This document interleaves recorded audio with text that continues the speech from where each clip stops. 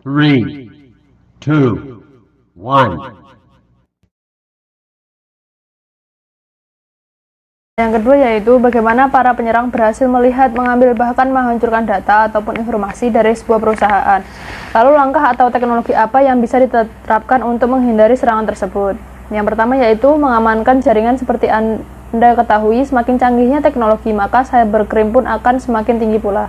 Mereka pasti akan mengikuti perkembangan teknologi guna memperoleh keuntungan instan dengan menjual informasi perusahaan pada pihak yang lain yang memiliki niat tidak baik dengan perusahaan Anda. Karena itulah diperlukan penjagaan ekstra ketat dari pihak jaringan teknologi.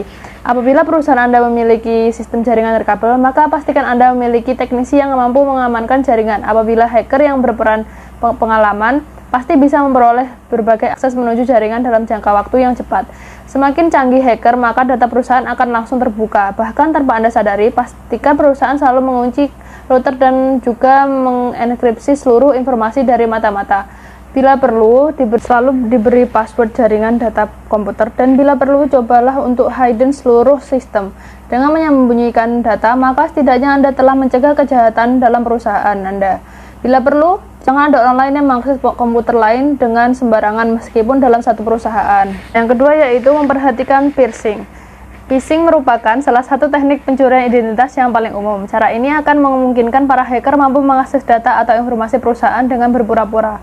Jika mereka adalah situs web yang Anda percayai, artinya sebagian adalah dengan mengklik salah satu situs scam atau palsu membuat mereka memiliki akses untuk masuk menuju data informasi pribadi.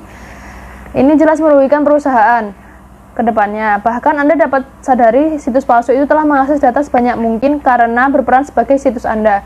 Guna mencegah hal ini terjadi, maka Anda harus tetap memberitahu pada karyawan untuk tetap berhati-hati pada situs yang meminta informasi tersebut dalam bentuk apapun. Meskipun Anda merasa mereka adalah agen yang terpercaya, pastikan untuk tetap membuat karyawan Anda waspada selama mereka mengakses internet.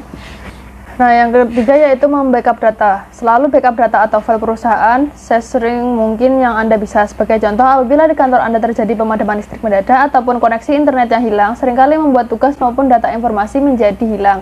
Meskipun komputer merupakan teknologi canggih, namun hal seperti ini seringkali terjadi, sehingga Anda harus tetap sering melakukan backup secara berkala untuk mencegah hal ini terjadi. Sebaiknya Anda memiliki salinan yang diletakkan dalam flash disk maupun hard disk, sehingga apabila hal seperti ini terjadi, maka Anda tidak perlu khawatir lagi dan backup memindai haknya kembali menuju komputer yang baru.